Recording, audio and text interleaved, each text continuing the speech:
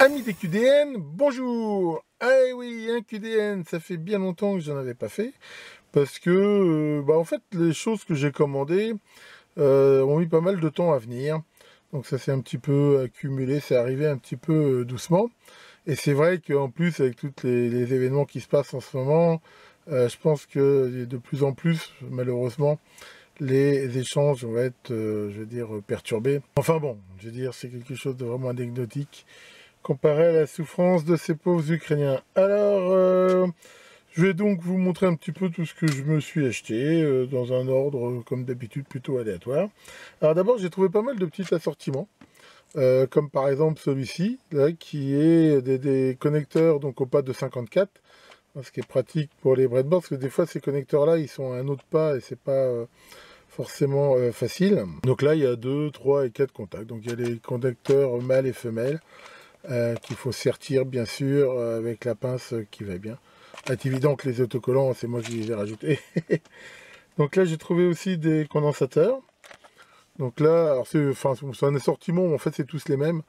Donc ça c'est des 15 micros 400 volts, ils sont pas mal, c'est des 105 degrés.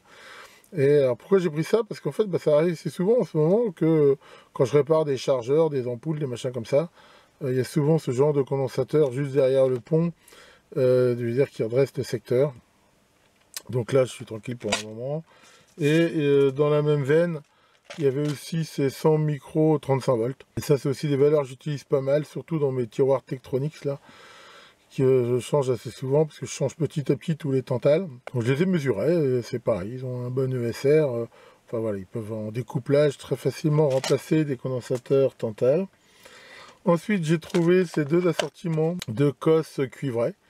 Donc celles-ci qui sont à sertir et je veux dire plates, voilà, de différents diamètres. Et celles-ci qui sont déjà pour des courants plus importants et qui peuvent voilà, se sertir aussi sur des gros câbles. Alors c'est vrai que pour des cosses comme ça, j'avais l'habitude de me les faire moi avec un tube de cuivre et tout, mais enfin bon, je veux dire c'était l'occasion de les avoir toutes faites. Et alors ça j'ai trouvé ça, et ça c'est aussi, c'était même pas cher parce que on les trouve d'habitude à des prix très importants. Je rappelle que quand on fait soi-même des PCB en gravure anglaise ou en gravure chimique, le problème se pose, hein, j'avais déjà dit, des trous métallisés. Et là, on a en fait des assortiments de rivets, en gros, qui permettent, voilà, de faire ces trous métallisés. Donc l'idée, c'est qu'on les perce au diamètre extérieur de ces trucs-là. Et derrière, avec un outil genre pointeau automatique, on les sertit de l'autre côté du circuit. Et ça fait donc à la fois trou métallisé, et éventuellement on peut même passer des queues de composants à l'intérieur. Donc voilà, j'en ai profité là. J'ai trouvé deux boîtes. J'ai pris un peu parce que c'était un peu complémentaire. Celle-là a un plus gros assortiment au niveau des diamètres. Et celle-ci, comme on le voit, c'est plutôt sur la longueur. C'est des plus petits diamètres. Alors toujours dans les assortiments, j'ai aussi trouvé cet petit assortiment. Donc ça c'est des fusibles temporisés, lents, de différentes valeurs, alors qui ont la particularité de se présenter comme ça. En fait c'est des fusibles sous verre, mais avec des pattes, en gros on peut les monter un peu comme des résistances. Et ça c'est pareil, c'est assez souvent qu'on trouve ça pareil dans des chargeurs, dans des ampoules, des trucs comme ça. Donc pour pouvoir les réparer, j'ai pris cet assortiment là. Et alors ça c'est pas réellement de l'électronique, hein. Ce qu'on peut voir, voilà, c'est fusible qu'on n'utilise plus tellement, on va dire, dans les trucs modernes. Mais alors pourquoi j'ai pris ça? Pour le tracteur de ma femme, hein. Donc, ma femme possède un tracteur, hein, de type Case International, un vieux tracteur qui est vraiment pas jeune, mais bon, qui fonctionne toujours plus ou moins bien. Et ça arrive parfois que les fusibles clament. Et là, voilà, j'ai trouvé cet assortiment avec ça, voilà, on en a pour un moment tranquille. Alors maintenant, quelques trucs des outils plutôt. J'avais récupéré chez mon beau-père ces deux mandrins. Ce sont des mandrins de différentes tailles et qui, comme on peut le voir, hein, comme c'est souvent le cas, se montent là avec des filetages. Et donc j'ai trouvé ici cet adaptateur code Morse, voilà, qui va me permettre en fait de les utiliser sur mon tour ou ma perceuse. Voilà. Donc là ça se visse. Alors bien sûr, il faut se méfier, avec ce genre de truc, on peut vraiment aller que dans un sens, parce que sinon ça peut se visser, hein, il y a pas de blocage. Enfin voilà, grâce à ça, je pourrais les utiliser facilement. Voilà, c'est plutôt de la bonne qualité, a priori.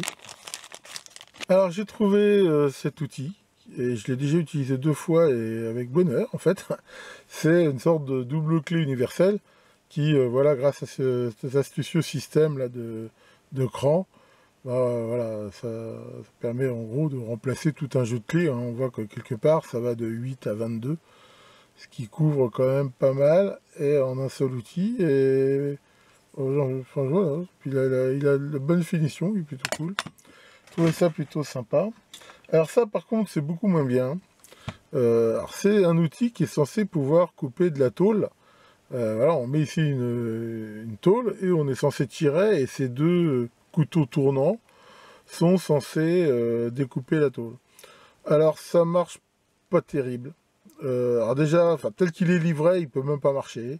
J'ai été obligé de remettre les vis avec des rondelles pour essayer d'aligner ça plus ou moins bien. À mon avis, ça peut peut-être marcher pour des tôles assez fines, enfin des tôles genre alu ou du zinc, mais bon.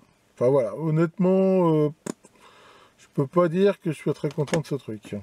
Alors j'ai racheté ces trucs-là, alors ça je vous en avais déjà montré, j'en avais fabriqué moi-même.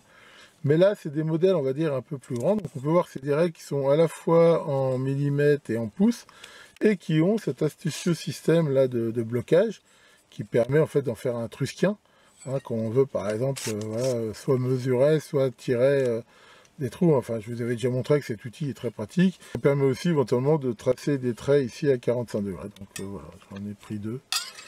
Ça devrait aller pour tous mes ateliers. Alors là, c'est pareil, j'ai dû faire des travaux de plomberie chez moi, et j'ai trouvé cet outil un petit peu universel, qui ma foi fonctionne pas mal, qui permet, voilà, on peut retourner ici le mort, donc ça permet soit d'avoir un peu un truc genre serre-tube, soit une sorte de clé à molette, hein. Et alors là, ils fournissent pas les vis avec, mais d'après eux, on peut même là, en utilisant les trous, voilà, des vis, éventuellement mettre aussi ces lames de cutter standard pour en faire une raclette ou un truc comme ça. Bon, j'ai pas encore essayé ça. Enfin voilà, c'est un outil, ma foi, pour ce que j'ai besoin de faire pour ma salle de bain, ça a bien été. Alors j'ai trouvé aussi ce kit. Alors ça, a priori, c'est plutôt pour démonter des clips un peu de voiture. Donc on a ici cette fourche. Et là, donc, c'est différents de spatule. Enfin bon, ça peut servir à éventuellement aussi tout ce qui est un peu clippé ou clipsé ou un truc comme ça, quoi. Donc voilà, ce petit assortiment là. J'ai trouvé ce mandrin à main qu'on a pas mal en main en fait, et qui permet voilà, de mettre différents outils, des alésoirs, des forêts, enfin tout ce qu'on veut, pour le manipuler à main. Ce truc là aussi qui est, alors c'est une sorte de rabot en fait si on veut, mais qui va permettre éventuellement de raboter des angles. Alors ça peut servir soit pour de la plaque genre BA13 ou des trucs comme ça, pour faire éventuellement des rainures, ou sur du bois. Là je suis sur un truc de contreplaqué, ça marchait, ça faisait le job. Ici on a cette pince. Alors c'est une pince, pareil, j'en ai eu besoin pour réparer le tracteur justement. En fait, c'est une pince qui est spécialement faite pour pouvoir mettre les colliers qu'on trouve des fois sur des diorites. Ces espèces de colliers élastiques là. Et ça fait bien le job. Alors, en fait, c'est un système en plus de cliquer. Voilà, donc on peut assez facilement, voilà, bien le serrer, ça le tient. Et pour les mettre ou les enlever, ça fait le job. Alors j'ai trouvé aussi cet outil. Alors cet outil est génial. En fait, que pour mettre ce genre de cosse, hein, dont je vous ai souvent parlé, par exemple, hein, c'est impératif de mettre, hein, je rappelle, ce genre de cosse quand on utilise du fil multibrin pour le mettre dans des trucs à serrage. Alors j'avais une pince genre à sertir, mais elle n'était pas forcément facile à utiliser, puis c'est assez long, alors que celle-là, en fait, elle marche vraiment très bien. Il suffit de choisir le bon diamètre, et hop, on serre comme ça fait un super sertissage. Enfin voilà, vraiment, j'aurais dû l'acheter plus tôt. Là j'ai dû mettre plein de cosses et tout, ça va beaucoup plus vite et ça marche très bien. Alors Alors maintenant, qu'est-ce que j'ai de beau? J'ai aussi pris ces trucs-là. Ça c'est pour un truc que je vous montrerai peut-être un jour. Enfin, à la base, c'est des trucs qui sont faits pour des télécommandes. En fait, les fixations des tringles de télécommande. Donc c'est fait avec différents diamètres. Voilà, c'est des petits décolletages là. Permettent de fixer voilà, des tiges de différents diamètres à différents degrés. Mais enfin, ça peut servir pour éventuellement d'autres trucs. Donc j'ai pris ça. Alors j'ai trouvé aussi ces trucs là que j'utilise très souvent, qui sont des inserts hein, pour pouvoir mettre des filetages soit 3, soit 4. Mais ceux-là sont complètement en aluminium. Ceux que j'avais étaient aussi métalliques. Et là, voilà, on voit en plus ils sont très légers. Et voilà. J'en avais éventuellement besoin, comme ça en alu j'en avais pas.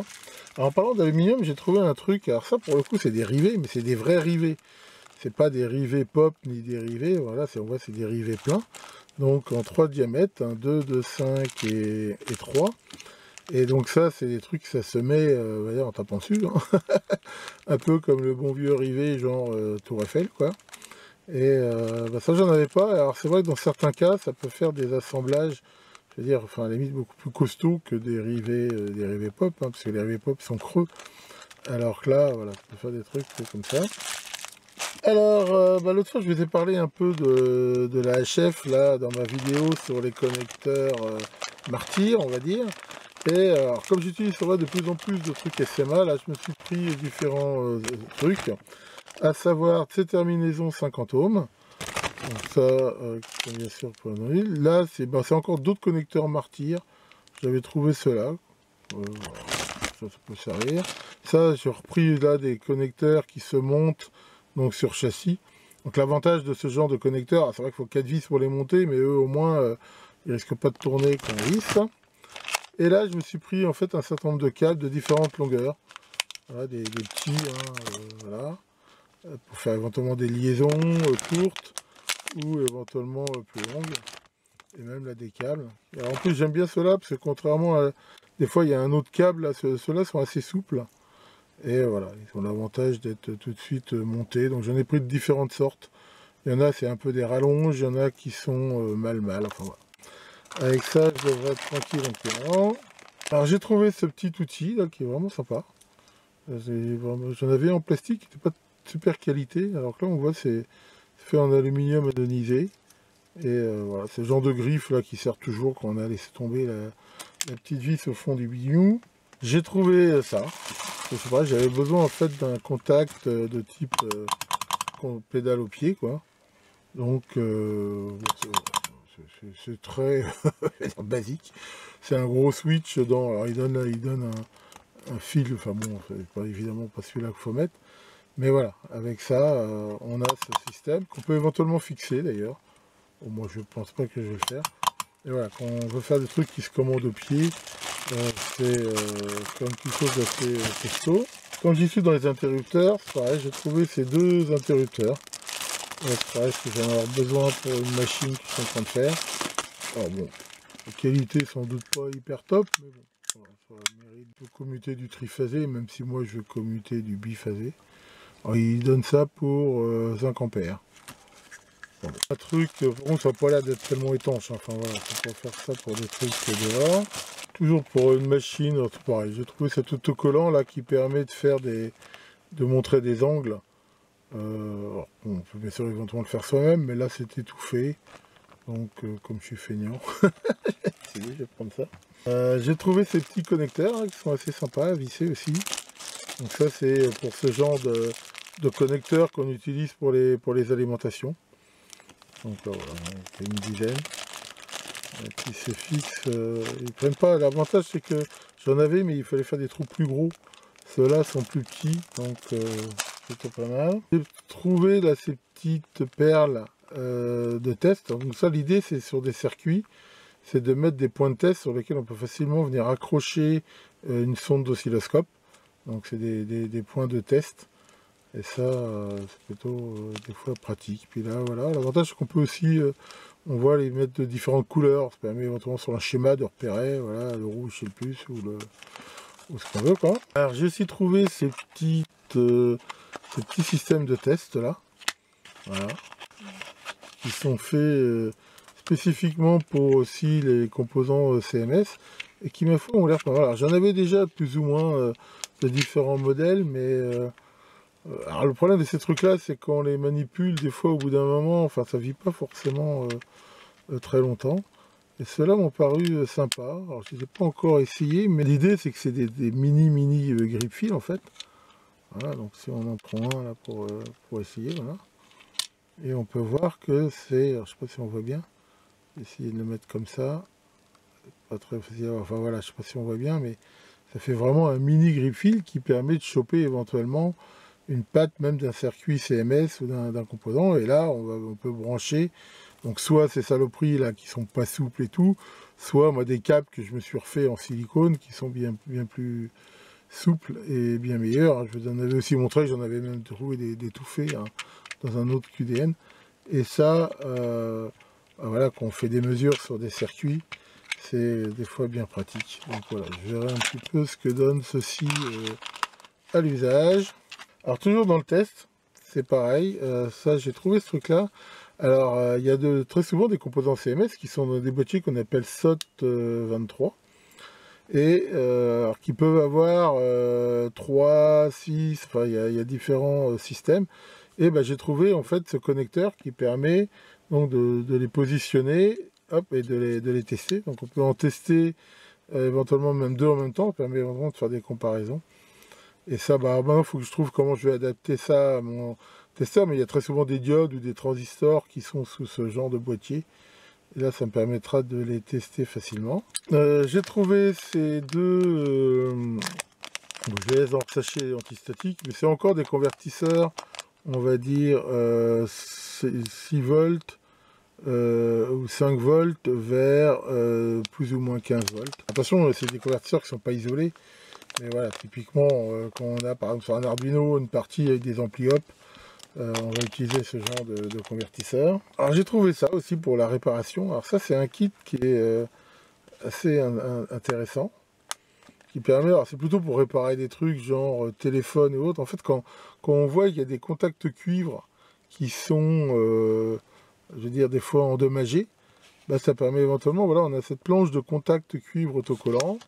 On a ici du papier de verre éventuellement pour gratter. Et ces deux outils, un qui est cette espèce de petite spatule là pour pouvoir les coller. Et l'autre là qui est voilà, une aiguille très fine pour pouvoir les utiliser. Alors je vous montrerai éventuellement une vidéo, on en trouve qui montre comment faire ça. Mais ça peut permettre des fois de réparer des trucs. Alors moi déjà, bon, je l'ai pris, je n'avais pas spécialement là de truc à réparer, mais j'ai trouvé le concept intéressant. Puis d'avoir cet outil avec cette aiguille très fine, je me suis dit que ça pourrait me servir souvent, parce que j'en ai souvent besoin. Pareil, toujours dans la réparation, c'est pareil, ça m'a gavé. Là, j'ai encore eu un truc où j'avais ce genre de composants, hein, qui sont des CD MTC, hein, dont l'idée, c'est de limiter les courants de démarrage. C'est-à-dire qu'en fait, à froid, je veux dire, il y a une résistance assez forte, et puis bon, quand le courant passe dedans, ça les fait chauffer, ce qui fait que la résistance diminue très vite. Hein. On trouve ça généralement devant des moteurs, devant des alims à découpage, et là, bah, j'en ai trouvé tout un lot. Et surtout, j'ai un appareil là qui, des fois, quand je le mets en route, fait un appel de courant et qui fait sauter le disjoncteur. Je vais essayer de mettre ça devant, normalement ça devrait limiter le problème. Alors j'ai trouvé ce truc là aussi, qui est une pince pour extraire de façon clean les circuits de leur support. Alors enfin c'est pareil, quand ils vendent cet outil, ils disent que c'est un truc pour les circuits CMS, qui est complètement faux à mon avis. C'est vraiment un truc pour les circuits genre voilà, 16 ou 14 pattes. Ici, mais ça va permettre de les extraire, je pense, proprement, parce qu'en fait, souvent, quand on sort les circuits des supports, on a tendance à les abîmer, ce qui est vraiment pas top. J'ai trouvé aussi cette petite plaque aimantée. Donc là, l'idée, c'est pareil, quand on démonte surtout des petits trucs, ça permet de poser les vis ou les choses, et j'ai trouvé que c'était voilà, c'était pas mal. On peut les mettre dans l'ordre, on les a démontés. Et c'est aimanté, donc voilà, ça évite d'en foutre partout. Ensuite, bah, j'ai trouvé ces deux circuits là, c'est les deux identiques. Alors pourquoi j'ai pris ça? Parce qu'on voit que contrairement, je veux dire, aux protoboards que j'utilise souvent, ils ont l'avantage d'être directement, enfin, je veux dire, mis de telle façon qu'on peut facilement faire des liaisons, et on voit ici les rails d'alimentation. Et là, comme j'ai des projets éventuellement de faire des montages où j'aurai beaucoup de circuits intégrés, on va dire un peu classiques, bah, l'avantage c'est que là, ça me permettra de les monter assez facilement, je pense. Et voilà, j'ai pris ces deux plaques-là. Alors, j'ai aussi trouvé ça. Alors, c'est assez cher, mais alors c'est de pareil, c'est du protoboard, hein, mais qui a, voilà, comme on peut le voir, qui est d'une épaisseur beaucoup plus fine. Et d'ailleurs, on peut voir, c'est relativement souple. Voilà. Et alors, c'est vrai que des fois, j'ai eu le cas d'avoir, enfin, dans de montage, j'aurais eu besoin d'avoir quelque chose de beaucoup moins épais que je veux dire, le genre de circuit qu'on utilise d'habitude, hein, comme cela. Voilà, on voit que c'est quand même beaucoup plus épais si on compare. Alors, c'est vrai que ça coûte assez cher. Mais bon, souvent, c'est pas pour des grands montages, puis ça se découpe assez facilement. Donc voilà, j'ai trouvé ce truc-là. Et pour terminer ce QDN, hein, on peut voir qu'il était quand même assez chargé. J'ai ce kit.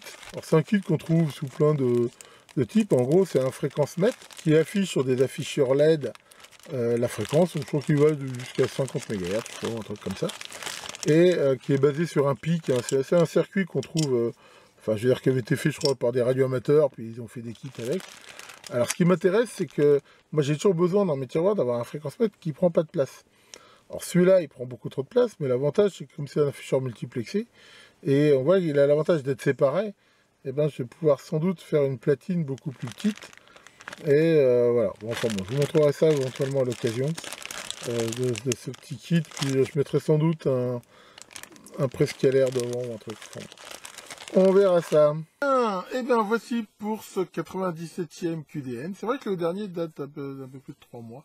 Encore une fois, hein, les QDN, j'achète des trucs pour moi, je les pose sur une table, et puis quand la table est remplie, je fais un QDN. D'habitude, je mettrai en commentaire de la vidéo les liens sur les bignous, si éventuellement ça vous intéresse.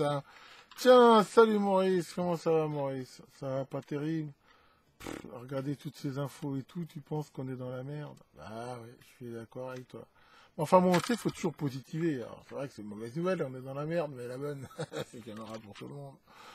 Allez, là-dessus, espérons que cette merde quand même vous épargne le plus possible, et à très bientôt pour de nouvelles vidéos.